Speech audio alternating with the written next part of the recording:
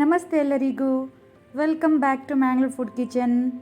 ಇವತ್ತು ನಾವು lemon rice ಮಾಡೋಣ. ಹಾಗಾದರೆ ಬನ್ನಿ ಶುರು ಮಾಡೋಣ.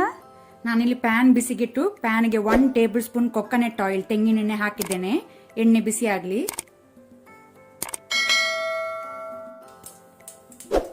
ಸಾಸಿವೆ ಫ್ರೈ ಆಗಿದೆ. ಈಗ 1/2 ಟೀ ಸ್ಪೂನ್ ಉರದ್ ದಾಲ್, 1/2 ಟೀ ಸ್ಪೂನ್ ಚನಾ ದಾಲ್ ಹಾಕೋಣ.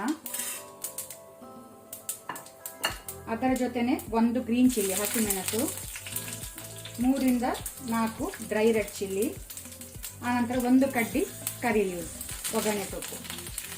ಸೊ ಇಷ್ಟನ್ನು ನಾವೀಗ ಲೋ ಫ್ಲೇಮಲ್ಲಿ ಫ್ರೈ ಮಾಡ್ಕೊಳ್ಳೋಣ. ಉರದ್ ದಾಲ್ ಮತ್ತು ಚನಾ ದಾಲದು ಕಲರ್ ಚೇಂಜ್ ಆಗೋ ತನಕ.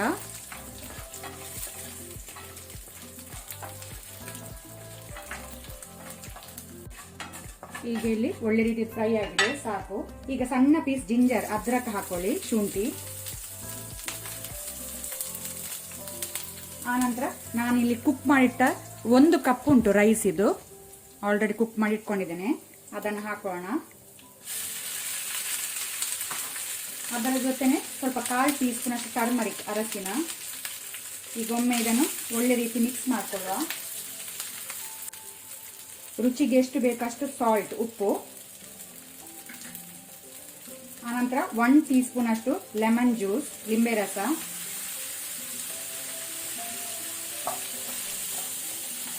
ಈಗ ನಾವು ಫ್ಲೇಮ್ ಲೋ ಅಲ್ಲಿ ಇಟ್ಕೊಂಡು ಇದನ್ನು ಒಳ್ಳೆ ರೀತಿ ಮಿಕ್ಸ್ ಮಾಡ್ಕೊಳ್ಳೋಣ. ನಾನೀಗ ಇದರ ಜೊತೆನೆ 2 ಟೇಬಲ್ ಸ್ಪೂನ್ ಅಷ್ಟು ಕೊಕೊನಟ್ ಗ್ರೇಟೆಡ್ ತೆಂಗಿನ ತುರಿ ಹಾಕೊಳ್ತಾ ಇದ್ದೇನೆ. ಇದು ಆಪ್ಷನಲ್, ನೀವು ಹಾಕ್ಬೇಕಂತ ಸಹ ಇಲ್ಲ.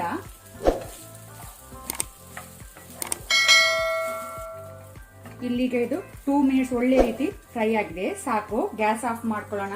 ನಮ್ಮ ಲೆಮನ್ ರೈಸ್ ರೆಡಿ ಆಗಿದೆ ಸರ್ವ್ ಮಾಡಲಿಕ್ಕೆ. ಮೇಲೆಯಿಂದ ಕೊರಿಯಾಂಡರ್ ಲೀವ್ಸ್, ಕೊತ್ತಂಬರಿ ಸೊಪ್ಪಿಂದ ಗಾರ್ನಿಶ್ ಮಾಡಿ.